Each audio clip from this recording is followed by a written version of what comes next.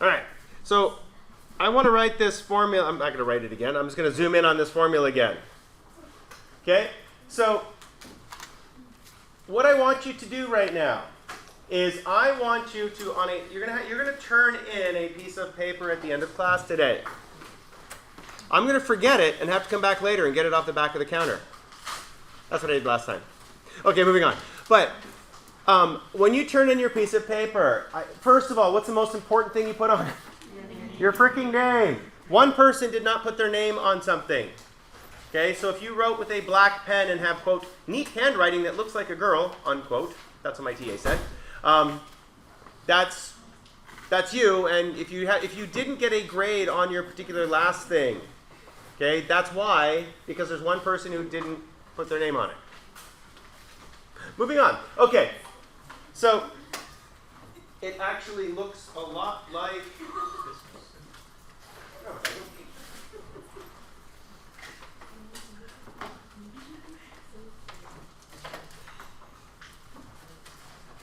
Oh, it looks just like this one. Is it yours? So I called you out with the handwriting looks like a girl. Yeah.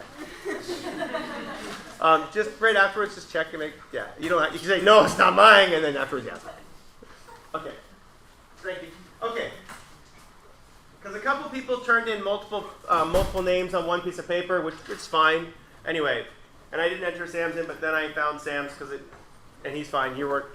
His handwriting's very messy, so it's easy. Okay. So, getting back.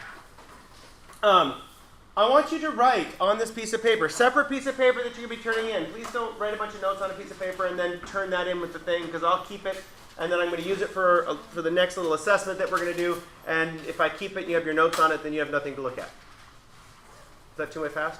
Sorry. Okay, so I want you to tell me a quick story on this piece of paper. A time at which you ate a food or drank something and you got sick.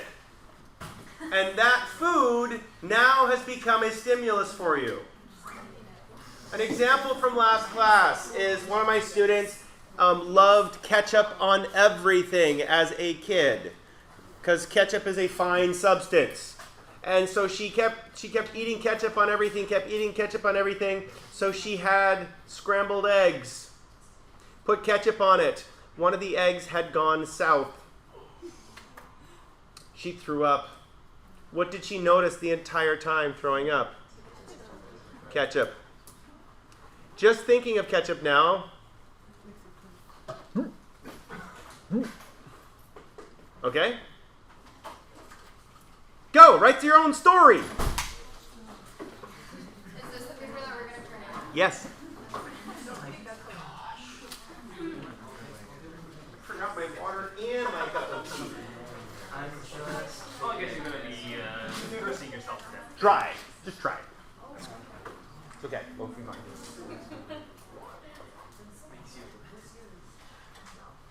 Write it down, and then we'll talk about it.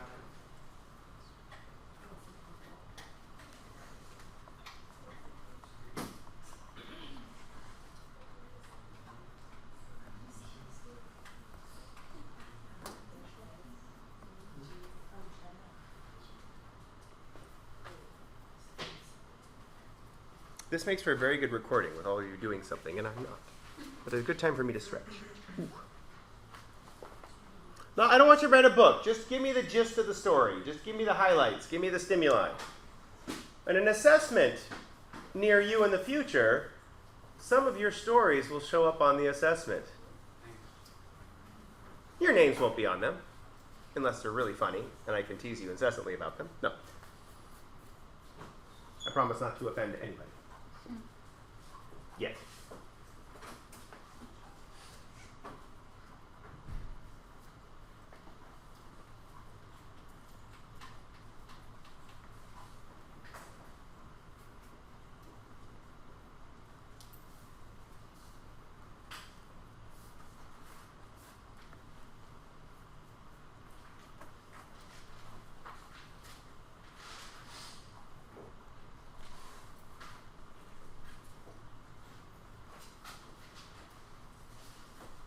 need just about a minute more just to get your thoughts out of your head.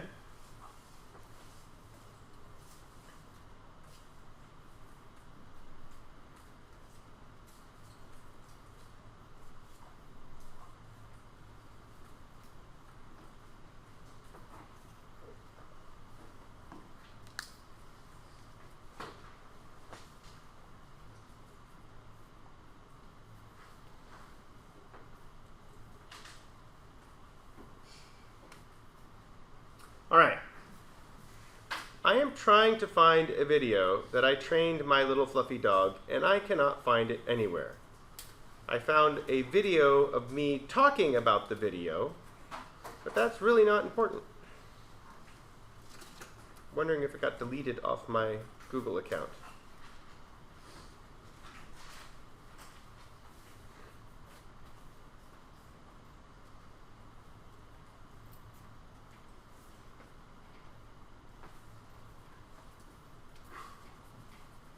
My daughter's boyfriend in Michigan is sending me a text that my daughter's phone won't text because of the service at high school, but she needs 2 white poster boards. Because she can talk to him over the Wi-Fi.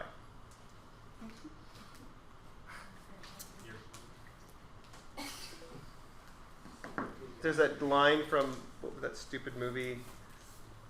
I sent an email back replying from his tweet and then texted, and this technology is really too complicated.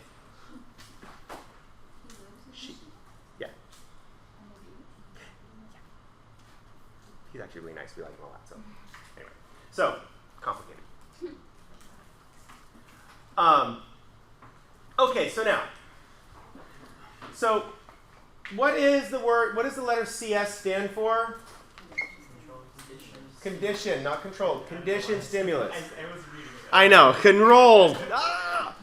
So a lot of people try to use the word colloquial words to describe what they're saying. Okay, like a lot of people use the word conditioned reflex. It's not a reflex, it's a response. This is the official vocabulary word. So what you're going to do is in your little story, what is the conditioned stimulus? So in general, what is a conditioned stimulus in a food story? The food. I can tell you mine's pretty easy. On Saturday, we have the official, it's the end of summer party at our neighbor's house. And it's usually a pretty darn drunken affair.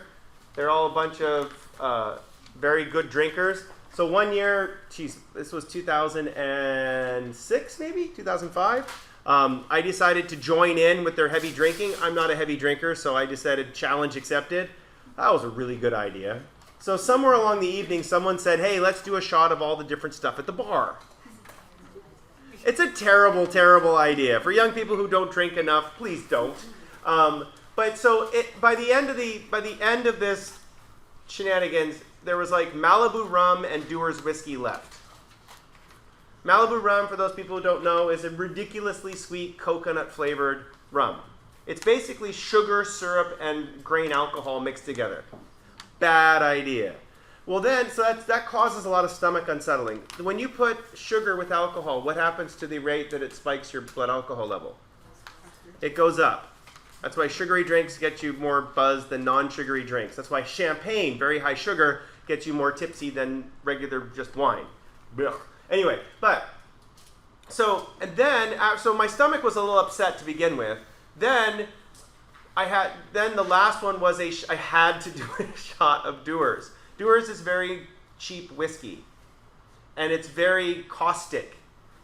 It's high alcohol content, high lighter fluid content, and so just thinking about it, my chest starts to hurt because it burns, especially if you've been drinking heavily and you take a sip and you're not quite as accurate with your sip.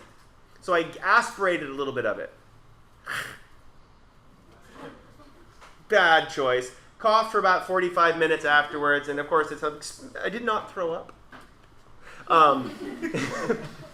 All of us in the neighborhood were walking around noon going, because alcohol finally wore off, and then everybody who knows me is like, Weiner? Like, yeah, me. About a week later, We're at dinner, a fancy restaurant. I have a sip of beer. I like beer. Beer is happy, yay. I take a sip of beer, and immediately my chest starts hurting, and I feel immediately nauseous. What happened? The alcohol. It wasn't the whiskey, but the conditioned stimulus was that alcohol. As soon as the alcohol hit my system, what happened? My behavior changed. The conditioned response was that pain in my chest from the aspiration or just that burning of the doers. I didn't ulcerate my esophagus or anything serious. It just, it felt like I did because my brain triggered. My cerebellum goes, alcohol, here! Let me start this painful response for you already before it actually starts. And it took a full year before I could actually drink a beer again and actually enjoy the beer. Do I still like the way beer tastes? Yes, and it smelled good, and that first sip was really tasty. But as soon as I swallowed it, it would hurt. That's the conditioned response. And it's funny because was the alcohol the actual cause? Well, beer wasn't the cause. I don't really drink hard alcohol, so it's not like, well, maybe that was probably the reason. I should have worked harder at drinking hard alcohol so that didn't hurt myself. But I'm not going to because I've got a year and a half left on my clock. My dad died when he was 52. But he died from alcoholism. So why don't I drink much? I still drink a beer occasionally, but because of that beer, alcohol itself, I don't drink a lot. And the reason I don't drink a lot is because my dad drank a lot, and he died early. I have problems with my liver. I'm very healthy. I take care of myself very, very well, but my liver still doesn't work well. It doesn't produce enough insulin. And so as a result, if I drank heavily, I would probably be the same as my dad. Which I'm not going to be, because I'm going to live to 53 and get hit by a bus. Who the driver was probably drinking. Not important. Okay, so somebody else give me a story. I went to Taco Bell a couple years There's back. your first problem. Yeah. Well, it was after a birthday. Okay, but it doesn't matter. Okay, and? And I got extremely sick. Me and my mother both got food poisoning. We had to stay overnight in the hospital for 3 nights. Nice. And we were sick the entire time, throwing up constantly. Was it from the bad cheese dip at the birthday party or from Taco Bell? Well, we didn't eat anything at the birthday party. Initially, we thought it might have been just because we had gotten sick by some other kids that were there, or just whatever it was. But eventually, we realized that we ate Taco Bell, which was the main problem. Well, no, so it turns out until you do a full histochemistry analysis of your intestines, do we really know what the real problem was? No. Because getting the stomach flu from a bunch of children is very common. Children spread this stuff like gangbusters. And it'll just wipe out an entire class. So it could have been, it's called a rotavirus that gets into your system. But the doctors told us it was food poisoning, which was Then indicates, yeah. that it was food poisoning. I've gotten sick 3 or 4 times from Taco Bell. Just the name of Taco Bell makes me nauseous, and the reason why I have my arms crossed is because I had that feeling. Okay, so now what we do. So the conditioned stimulus is Taco Bell. Okay, the conditioned response is that discomfort. There's a part of your brain called the insula, and the insula produces disgust. The cerebellum goes, hey, stomach, start doing flips. Okay, so what we would do is, how do I know exactly what the conditioned stimulus is? That was terrible. Gotta get more arc on it. Okay, how do we know? It's called a test trial. This is really important in a few minutes. You have to do a test trial. So what we would start to do is we ask you about birthday parties. What about tacos in general? Tacos are great. Okay, so it's not probably the taco seasoning. And is it corn or flour tortillas? Do you like either one? I had a bean and cheese burrito, and the main thing that gets me is the flour tortilla. Okay, so by asking questions and digging into his little suitcase, what can I actually figure out? What the specific stimulus is that is making you feel uncomfortable. Just the name mostly is So- what sets me So if I give you a bean and cheese burrito, it doesn't make you nauseous. Not necessarily. But if it's folded and small and very floppy, No, I mean, I've had Del Taco burritos. Like, their burritos, I have no problem eating those. Or, just you should. It's not food. Okay, wait. Okay, so by the more we dig into the story, can we actually find out the very specific conditioned stimulus? And then you said it right off the bat. It's Taco Bell. One of my students, does anybody have an aversion to like tomatoes in here? Do you not like tomatoes?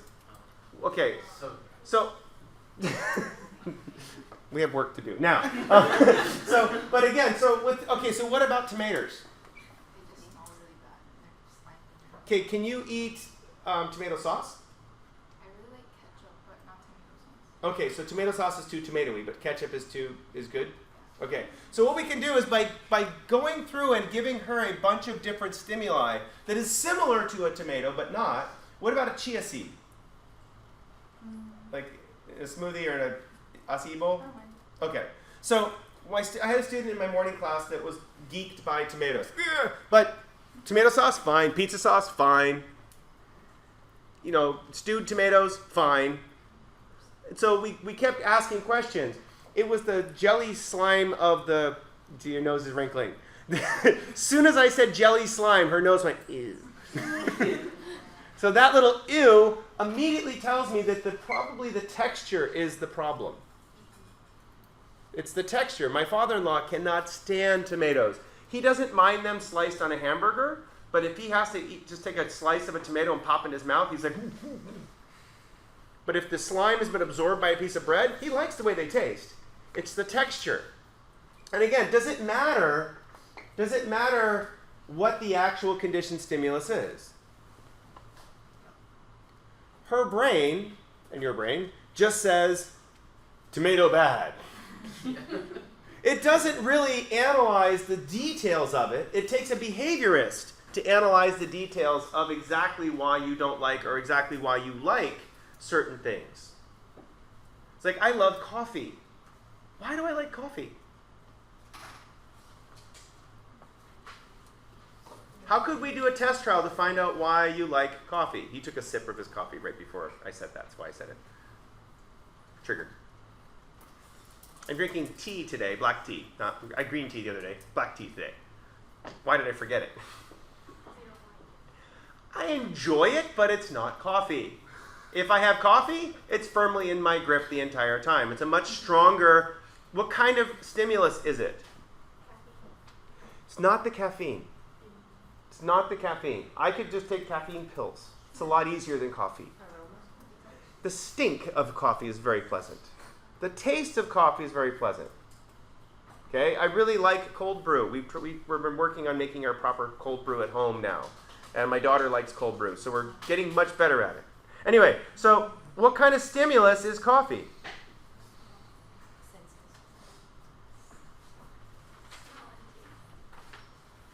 What kind of stimulus is coffee?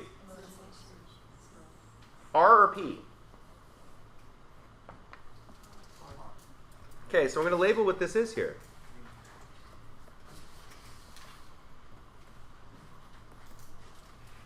So, any stimulus that has a little R underneath it, coffee has a little R underneath it for me, it's a reinforcement. What does it do to behavioral probability?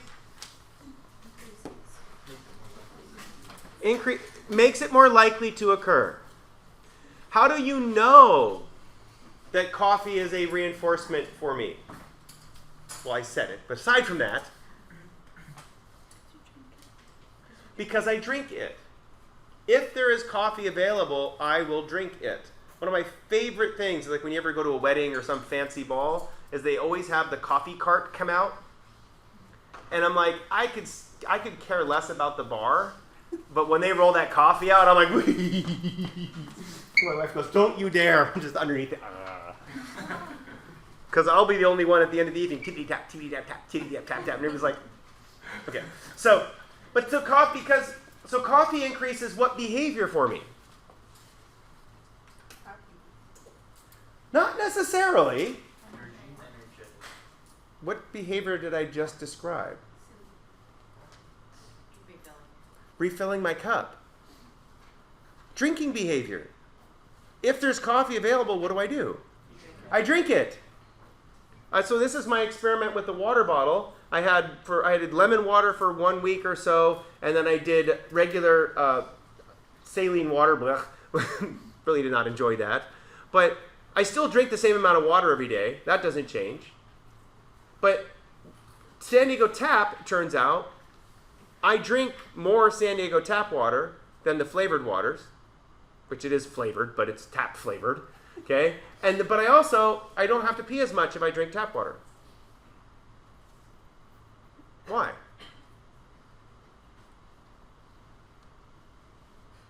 Minerals? Calcium? Or maybe the way I drink it's different. Anybody ever put lemon in their water? It's really easy to drink lemon water. You can drain your whole thing. Oh, that was good. It's really hard to drain the saline water. Glug, glug, gugh. So maybe I drink tap water without thinking about it. So I only drink when I'm a little bit thirsty. I drink the lemon water faster because I like the way it tastes. It's more reinforcing to drink the lemon water, so I drink it faster. By drinking it faster, maybe that causes me to pee more. The saline water I drink and it tastes bad, but I notice every time I take a drink, and it also makes me slightly thirsty. So what happens? I drink more. Same volume, but I'll drink more at certain periods of time. So this is really kind of interesting because a reinforcement increases the probability of behavior. For our little white fluffy dog, what's the reinforcement? Treats. She's a food slut. There's treats. Okay? And her favorite treat, I'm trying to find this video, I can't find it. I trained her to sit and stay. I just used my GoPro, put it on the floor, trained her to sit and stay. I'll train her to do something else this weekend, and we'll show you guys next week. But all you have to do is let the person choose the reinforcement. Let somebody choose the reinforcements. Why do you have to let the person choose the reinforcements? Because if it's not desirable, then it's not going to work. Don't use the word desirable because that is a cognitive term. We are in behavioral land. So you have to do a series of test trials to find out what are people willing to work for. What changes someone's behavior? Coffee might be a reinforcement for me, but if I drink too much coffee, I get AFib. My heart beats funny, which is no big deal when you're young, but when you're old, that's how old people have strokes. So you've got to be careful with that. So even though I would drink coffee all day, how come I don't? You don't want to die. Not yet. I got time. I got things to do. Okay, but too much coffee is a punishment.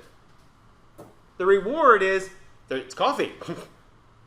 But the downside is, I could get a stroke from this. it could cause me to have a stroke. And yes, I could drink decaf. And I have drank decaf in the past. The problem is, anybody know how you make decaf coffee? You really need to learn some science, people, or learn about coffee. Anyway, you wash coffee beans. You take the coffee beans and you wash them. You just run cold water over it. And that cold water actually has all the caffeine in it. So if you want to make caffeinated water, just take somebody's big bag of coffee beans, put it in a giant mason jar, and just shake it up really good, and drain the water off, and let the beans dry, and put them back in the cupboard. And someone will have really bad coffee, and you'll have a giant jar of slightly coffee-flavored caffeine water. But the problem is, that on the surface of the coffee beans, when you buy them, they're all shiny and oily and gorgeous. Now, that's where the caffeine is. That's where also a lot of the flavor is. It's like when you soak cold brew, you get way more caffeine out of the same cup of cold brew versus cup of coffee has got way more caffeine in it. Okay, so moving on. So is this difficult to understand?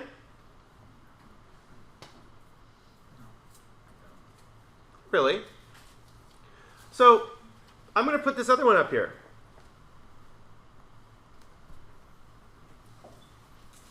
What is a S sub P?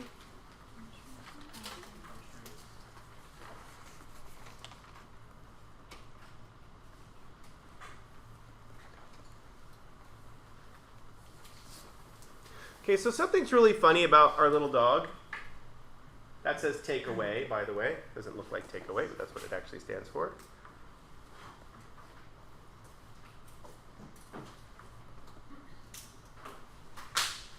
Okay. A punishment is a stimulus that has one really important component. What does punishment automatically trigger?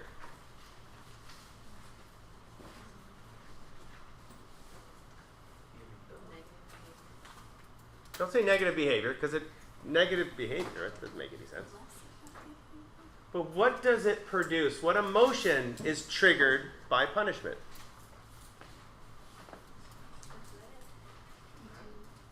You don't do what got you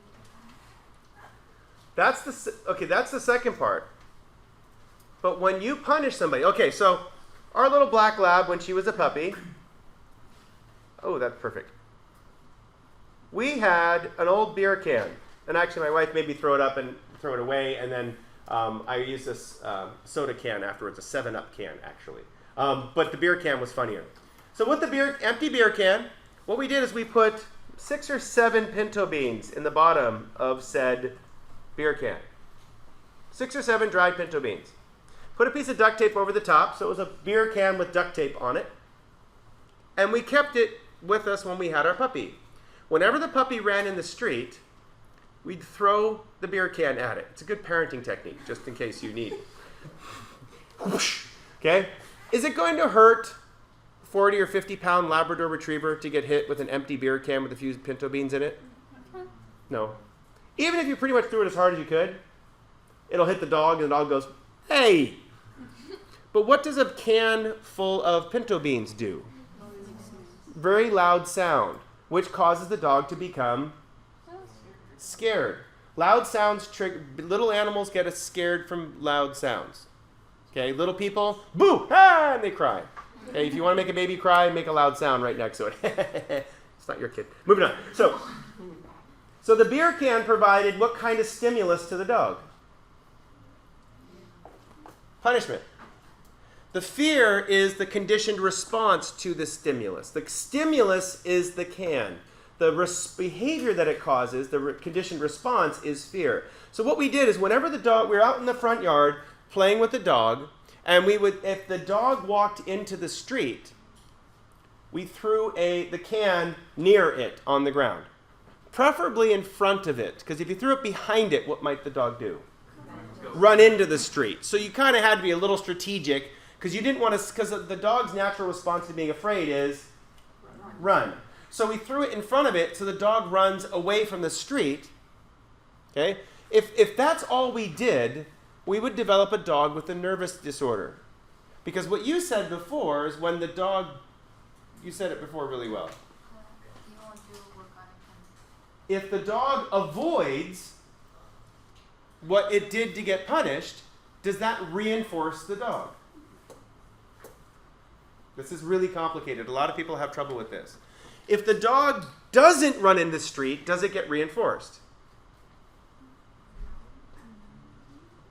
Okay, so follow the logic. Well, we'll show you exactly how we did this, because that's really hard for a dog to figure out. So what we did is that as soon as we threw the can, the dog startled, then we said, Nala, come here, and gave her a treat. What behavior did we reinforce? Run away from the street. Her coming to us. Because as soon as they said, come here, as soon as she came to us, we gave her a treat. So whenever she starts getting scared, what does she know to do? Come to me. Find me if she's scared.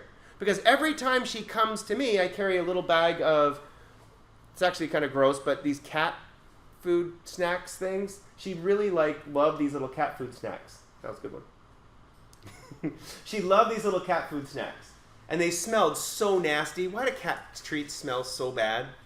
Because cats are so vile? I don't know. Okay. Now, but they're little dissatisfyingly soft, chewy. Anyway, but so she would come over and I'd give her one of these little dissatisfying, nasty things. And she'd eat it and she's like, oh, I like this. So she'd hang out next to me. Then as a puppy, she'd get bored in about half a second and do what? Run around. And she's running around. As soon as she went in the street again, threw the can and got scared. Nala, come here. Gave her a treat. And so we did this over time. So what did I tell her? But every time she gets scared, she can come here. But that's the consciousness of it. So let me just scroll back up here and look at the formula. It's actually called a form of what's called negative reinforcement. What am I reinforcing her for doing? Not going in the street. See how that's kind of a double negative? So if my dog, labs bark all the time, so how do I make her not bark? I could punish her every time she barks, but what is a dog going to do? She's going to bark and look guilty that she's barking.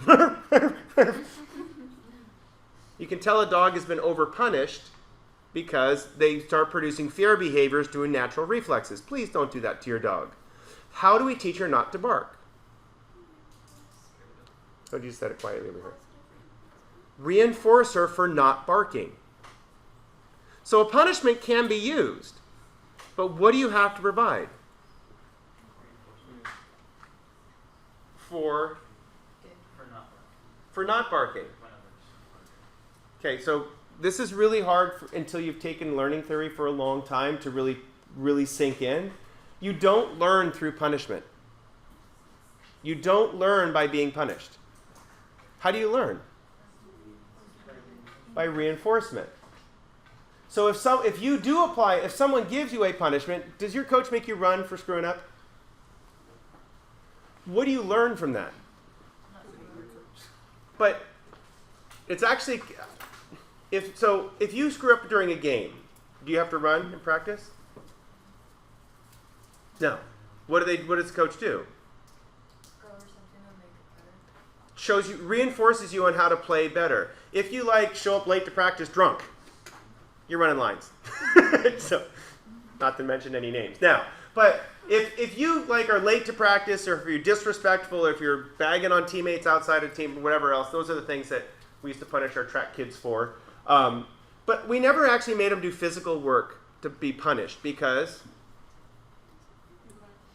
what is physical activity? What does running do for soccer players? Sadly, makes you a better soccer player. Sucks, but the more you run, the better you play.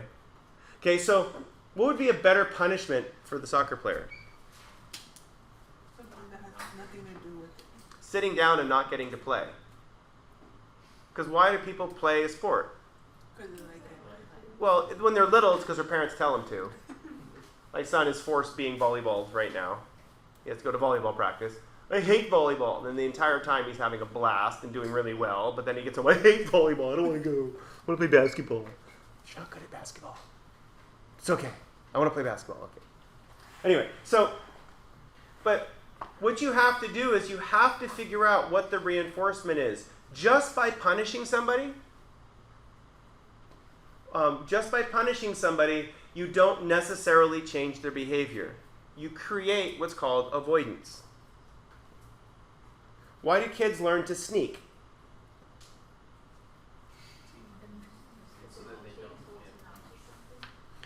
Well, they've been told not to do it, but they haven't been given reinforcement on not doing it.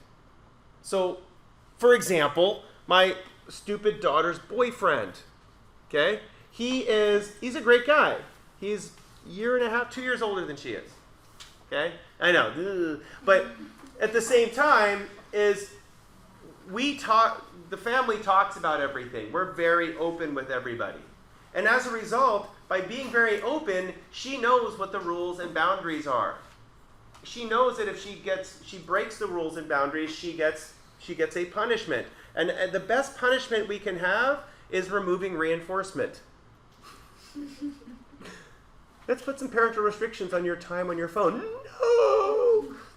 I feel really bad for my niece. They went up to the mountains and fishing, and they did not tell her that where they were going there was no cell service. She lost a 3-year streak with one of her friends on Snapchat. Oh. In my brain, I'm like, who cares? But why do you make the Streets are supposed to be like a sign of commitment. It's a big deal. And all the old people are like, huh? Would you snap tweet something? I don't know. Okay, but what's the fun? It's evil, but it's funny. Okay, but the purpose of this, she was ready to hike down to where they got cell service to get the drink, which is like 6 miles at 10,000 feet. But okay, and they didn't catch fish, which is even more fun. Okay, but so the idea of this formula, if you provide reinforcement, behavior will change. Why am I having you write stuff down? You have to perform behavior. Okay?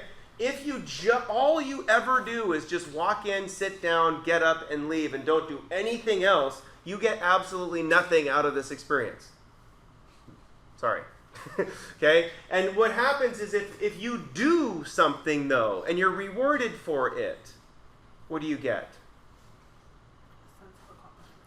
Well, depending on the individual. Some people get this for taking the class. Area D, check. No more. Okay. But the whole point of it is that it doesn't really matter the reason why, but if I give little bits of reinforcement throughout the semester, you're more likely to show up and more likely to actually do something. And put your name on it. Just saying. Okay. So what if I just punished you for not putting your name on something? If all I did was yell at people and punish people, like dear old Dr. McGrevy, who's retired now, and much happier now that he's retired. If he was nodding in class like you're doing today, he would get so upset at you. Why can't you pay attention? And he's kind of about this tall, squatty guy, big beard, like 70 years old, and angry all the time. When he got really mad at someone in class, boy, like he was texting like that guy. Okay, his vein would come up on his neck and his face would turn red, and people thought he was just going to die right there of a brain aneurysm because he was like that old. Okay, anyway, but he would yell at people all the time in class. Like if someone had to get up and leave for a second or two, he would get upset at them because they're disrupting the class. So, but have I yelled at anybody? Actually, once, you guys. Sorry. Sorry. Okay. But I didn't really yell. I just went shh, shh, shh, like that. I'll do it in a kind, pleasant way. Okay. But by doing it in a funny way, I am applying a punishment, but I'm not getting angry, so students generally don't respond with anger. As opposed to you getting irritated with me that I'm picking on you for falling asleep. You haven't fallen asleep since I've been talking about it, so you're good now. Okay, but before he's nodding pretty fast. So if I reinforce you for paying attention as opposed to punish you for not paying attention, it's easier to have you pay attention. But have you do stuff much better. So the next thing I want you to write down on this paper, okay? I want you to, have you learned how to drive? Yep. How did you learn how to drive? If you didn't learn how to drive yet, okay, there's a lot of students at your age that say, I don't want to learn how to drive. It's significantly cheaper in your life if you Uber around and not have a car. Or you can friend Uber. Dude, can you give me a ride? It's annoying because you're the one who drives. Not annoying at all to the person who doesn't have a car. Anyway, so I want you to write a little description. If you did not know if you've never learned how to drive, just write, I've never learned how to drive. Okay? How did you learn on that piece of paper that you wrote the food aversion on? How did you learn how to drive? At this point, I would take a sip of my tea.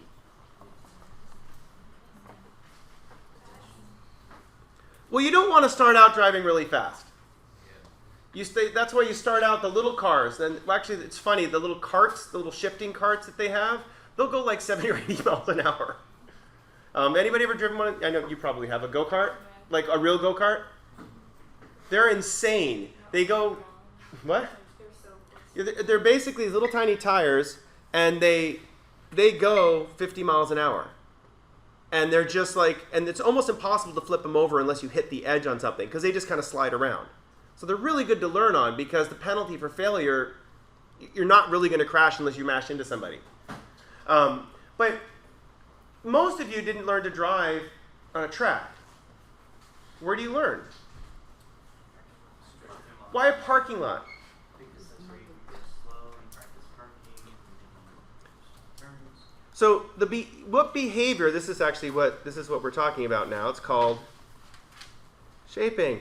The first time my daughter drove a car was on a dirt road in June Lake. Dirt road. Okay. The first time she ever sat behind the wheel of the car. We were in.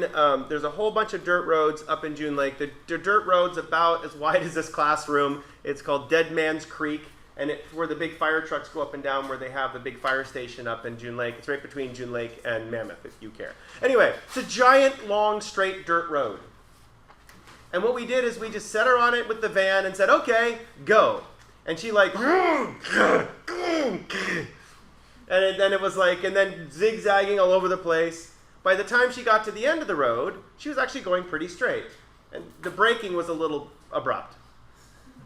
But why do it on a nice wide, it's a minivan, so you have to use the foot to do the e-brake, and it's just not worth it.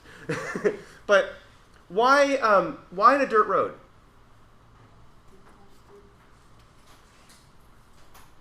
What doesn't exist on a dirt road? Punishment. The turns, every so often, if she was going a little bit closer to the side, just reach over and push it back to the center. My wife was not involved with this. It was my father-in-law and myself. Because we let her just, if she's floored it, what do the wheels do on dirt? They just spin, and the van, the traction lights blink on and off. The van's very impressive with its traction control system. I don't know how it works, but you can floor it in the snow, and the car just goes and just accelerates. Good job, van. Okay? It cares about our safety. So, but what we do is we start out with shaping. Shaping is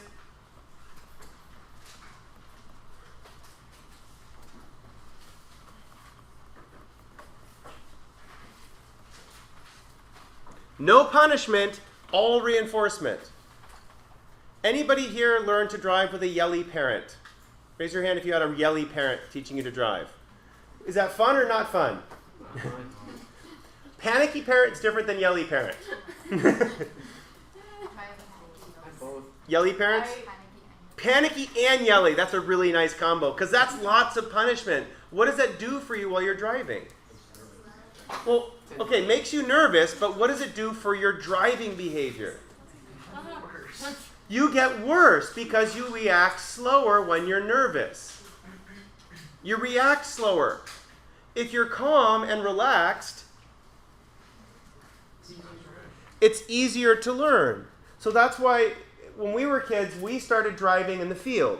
So our neighbors had this 1980s Toyota pickup truck. And everybody in Vermont had one of these little 1980s four-wheel drive Toyota pickup trucks. They're indestructible. If you ever watch a TV show called Top Gear, they literally drove it out into the ocean, let the tide come in, take it back out. They dragged it out of the sea with the tractor, drained the water out of the motor, put new oil in, started it, and drove away.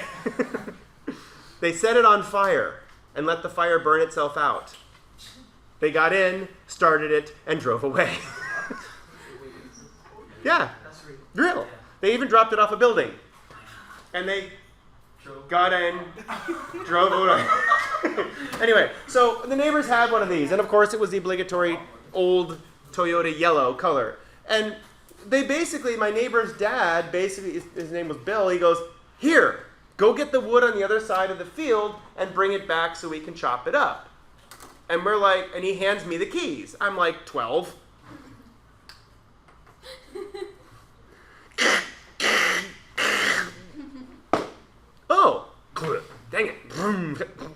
And they're just going off their business and leave me alone with the truck to figure it out.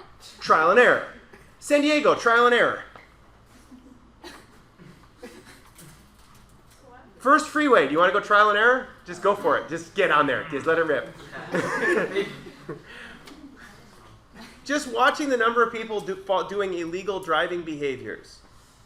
Just your cars making illegal U-turns to get onto the freeway faster in the morning. Cars zigzagging in and out of traffic. Cars tailgating. It's really hard. There's a lot of things to pay attention to. So you have to start with no yelling and lots of reinforcement. I trained my daughter on how to drive because I'm extremely patient. I did yell at her a few times because, I know this is crazy talk, but if there's a person standing in the street, you should slow down. My daughter's response is, well, he shouldn't be standing there.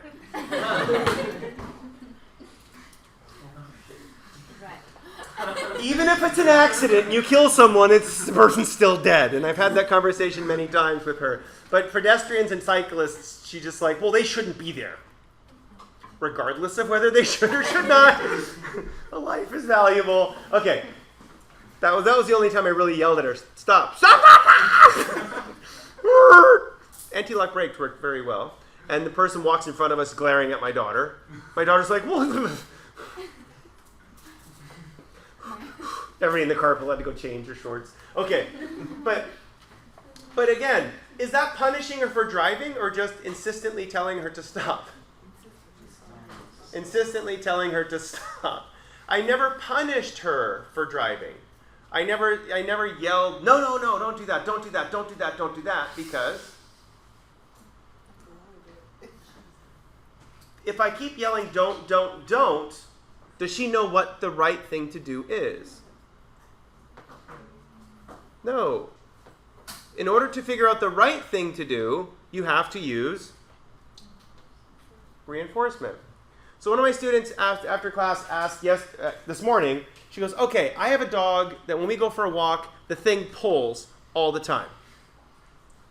Pulls the entire time. Okay? Anybody have a dog that does that? Okay.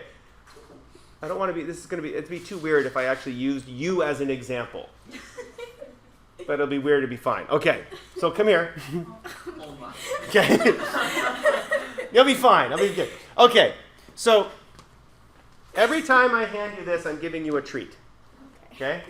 Is this too weird? You okay? I'm okay. Okay, she's okay. It's kind of weird. It's okay. So now, so just start walking away. Oh, come here. Come here. There you go. Go. All right. Start walking away again. Oh, wait, here, come here. Look. There you go. Thanks. Okay, so if I'm going to walk, where's she going to start to stand? Oh, come here. Oh, thanks. Here. See how this is weird? Okay. So what am I reinforcing her for? Thank you. Walking with me. Walking next to me. That's how I get dates. No. But again, sorry, it gets a bit weird, and I'm glad we didn't have a leash because the whole level of weirdness goes up. Sorry. Okay. But if you have a dog, what do you do with the dog? Reinforce it for doing what? Standing next to you. So you start by just reinforcing it for standing next to you. Don't even introduce a walk yet, because what are you teaching the dog? To stand. I'm calling the dog. Okay, to stand next to you. Okay, and when you keep reinforcing the dog to stand next to you, and then you give a command, heel. Heel means put your feet by my heel. Put your front feet by my heel. The reason why you want the dog's front foot by your heel, that means when you turn, what does the dog do? Turns with you.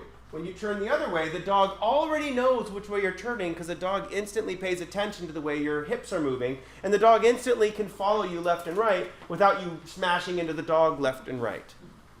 And what's cool is that once you train the dog to be on heel, in the living room, in the kitchen, wherever you are, say, hey, here, heel. And if the dog comes around and stands next to you, give it a treat. Then what do you have to do? So what do we do next? We start walking. Don't walk outside, walk inside. And as you walk, you go, hey, here. And there's the treat. And you keep giving the dog treats. Our lab loved those cat treats, but little fluffy dog, Nani, our cute little fluffy puffy right now, she really likes cheese. Cheese. I love cheese. Okay, sorry. So you take a cheese stick. Anytime we need to train her to do anything, all I do is open the drawer on the fridge where the cheese sticks are, and what does she do? She comes running, licking her chop. Is the cheese stick already a stimulus for the dog?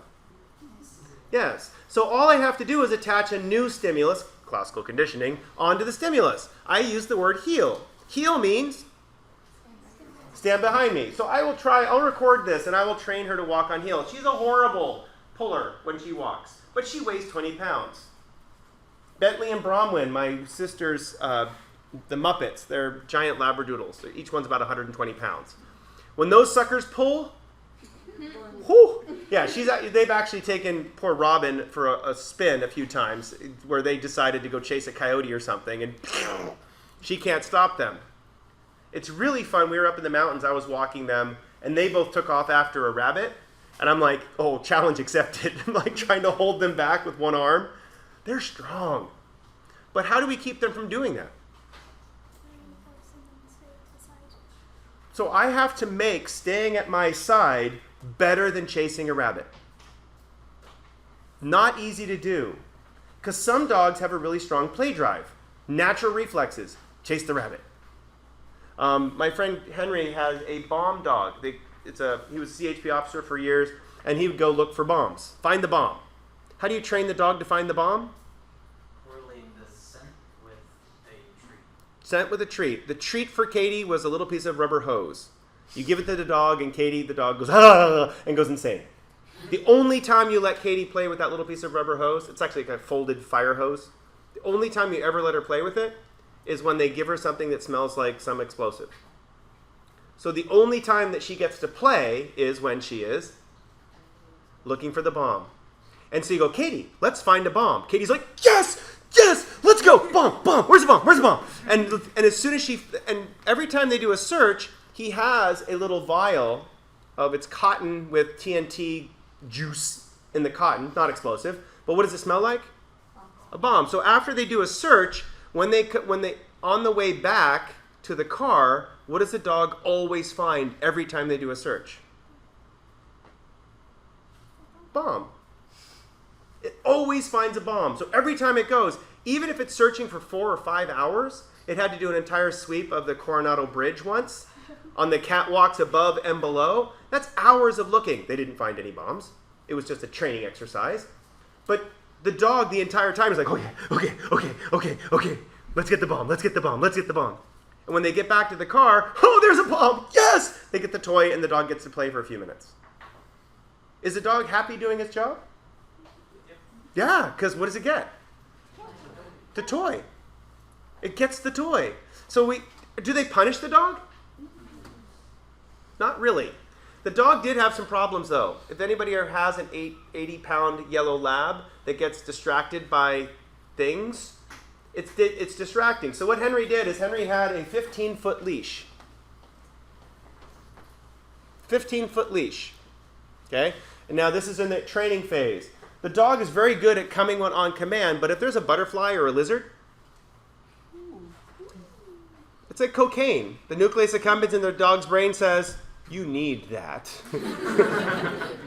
So Katie would just run after it no matter what. And if you're an officer and you're looking for a bomb, do you want the dog to get distracted by a squirrel or something and run off? No, so what they had to do is they had to get rid of that behavior. They had to shape the dog not to do that. So they tried a shock collar initially that zaps the dog, but it didn't work. Katie's like, I don't care. I'm still getting the butterfly.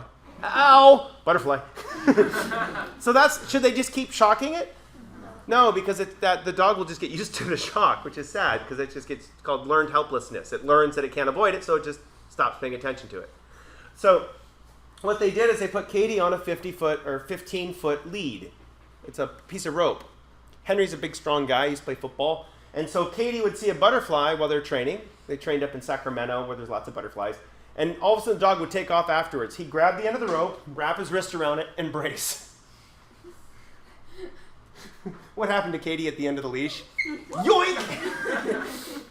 Labs have thick necks. It's not going to hurt Katie. It's pulling back against its body. But the dog got very good at doing cartwheels at the end of its leash. So Katie learned to run about 14 feet. Why would it learn to run 14 feet? This is the key. 15 hertz. So the dog would like 1, 2, 3, 4, 5, 6. Okay, stop. So then, what would you do if you don't want the dog to chase the butterfly? Shorten the leash by 5 feet. Now it's a 10-foot leash. The dog runs 14 feet, gets yoinked at 10, learns pretty quickly 10. So when the dog's on its leash, doing this repeated times till regular leash, the dog is always on a leash when they're doing bomb training because you don't want the dog to go run off to find a bomb and get blowed up, so you keep it on the leash. Regular leash, Katie, turns out, will just jump a cartwheel. As opposed to lunging after the thing, what does she do? And my students got to see it. She came to class and did a talk. She basically did a bomb search out on one of the sides of campus to see how it works. And there was a butterfly going by, and Henry tied her to one of the poles up here by the track, and she did the cartwheel. And my students got to see it. Why did she just jump straight up? Butterfly. Does he tell her not to do that? No, because she doesn't run away. If she wasn't tied up, she would just jump up in the air. Even if the butterfly's way over there, she'd just jump. Because what has she learned? Chasing the butterfly hurts. Does she still want to chase the butterfly? Yes. Yes. So you follow the logic on this. It's actually pretty cool. Is that the dog is learning what's reinforcing. Something that's really important. Should you let the dog chase a butterfly occasionally? Yes, but it's under the person who's in control's command when she gets to chase the butterfly. So like I had a student, Lizeth, who is blind, and she had a seeing eye dog. And the seeing eye dog would stay right next to Liz the entire time until she said, go visit. As soon as she said go visit, what would Twyla do? She'd roam around, smile at everybody, get pet by everybody, and just be friends with everybody. But then she said, Twyla, here. Twyla would immediately ignore everybody and walk back over to Liz. So go visit was her chance to be dog. Badge off, dog on, go. So whenever Henry says, let's go find bombs, Katie stops being bouncy Labrador and becomes bomb sniffing machine. And doesn't chase butterflies and doesn't do all the things she's supposed to do because she has been shaped, she's been reinforced that when he says, let's go find bombs, that's the best thing I can do. Chasing lizards is reinforcing, but getting that little rubber toy, way better than chasing that lizard. Because when she says, I'm going to find a bomb, or find the bomb, does the dog know it's going to get the toy? It's always gotten the toy every time he says that. Every time. Every time it chases a lizard, is it always fun to catch the lizard? No. It hurts to chase the lizard because of the leash. And once we've stopped that, so how can you train your children using this? Please don't say here and give them gummy bears. That's weird.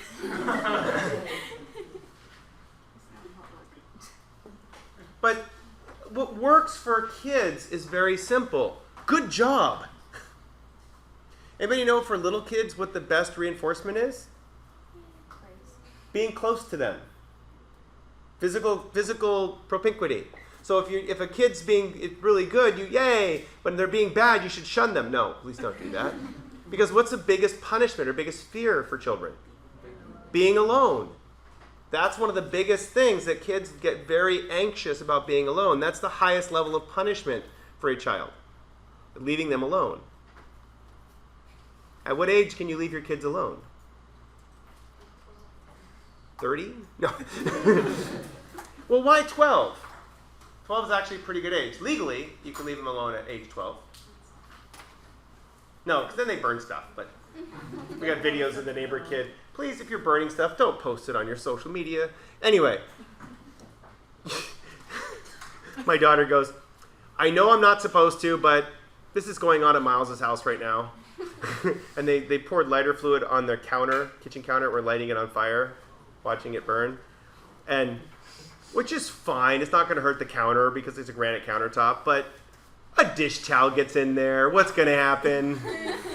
The whole kitchen's going to be on fire, especially if they're squirting the juice on it goes up the thing in the bottle, and then you go, ah, and then it goes over there. And yeah. Okay, so luckily I looked out the window and I could see him through the window. So I took a picture through the window and sent the picture through the window to his mom saying, you might want to call your kids right now. Activate the camera. Okay, okay, getting back to the last more important part of this. And the last thing, there's 5 minutes left, so don't get too stimulus enhanced. Okay, it's actually called a sign stimulus with a clock. You don't care. Okay, in math, whoa, that was cool. Cherry bomb. Okay, in behaviorism, we call that an S+. An S+ is a stimulus that when it's available, you know you're able to get reinforced. Like 12, 15. Okay, so now, what about this?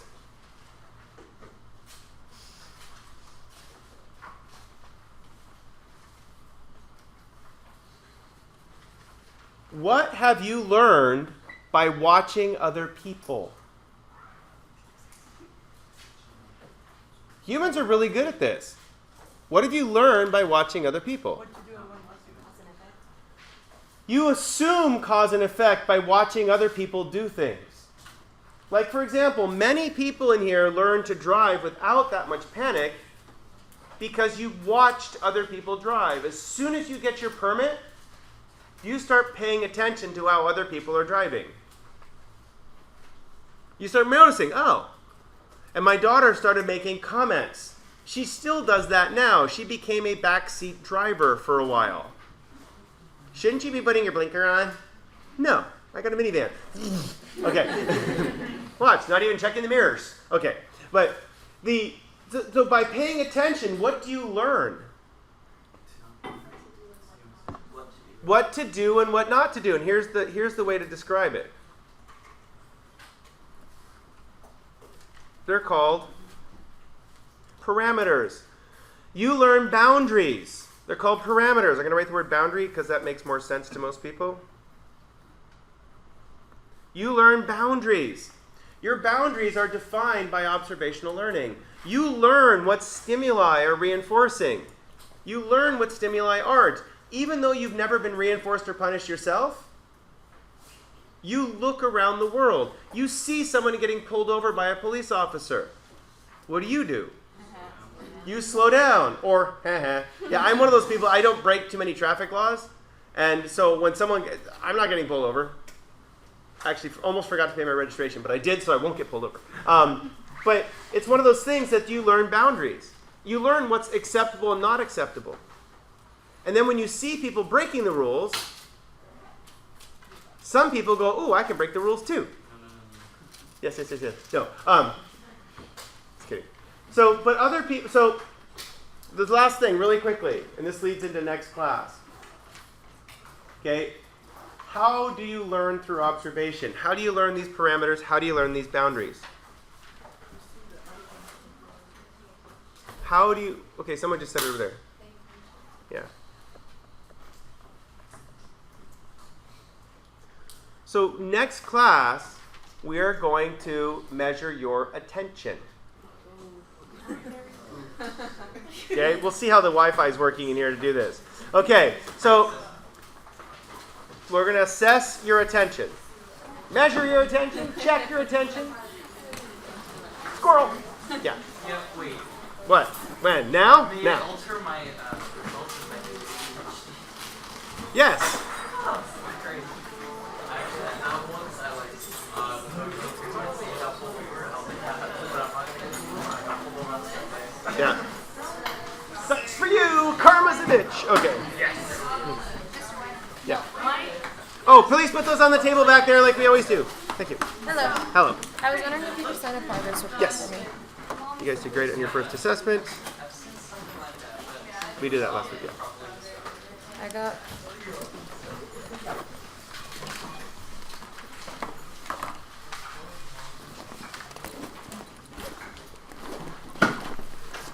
Why is yours yellow? D minus?